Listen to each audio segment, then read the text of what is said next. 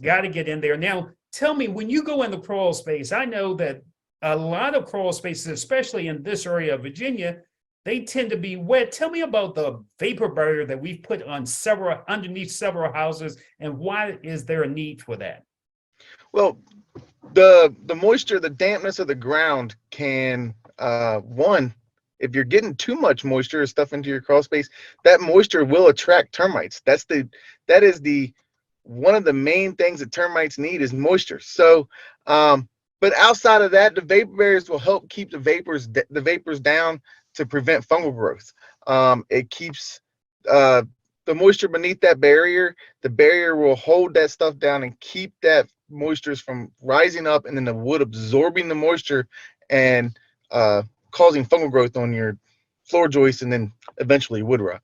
Yeah, wood rot is not new to me. So let's go to point two. What's the second thing that you find that is the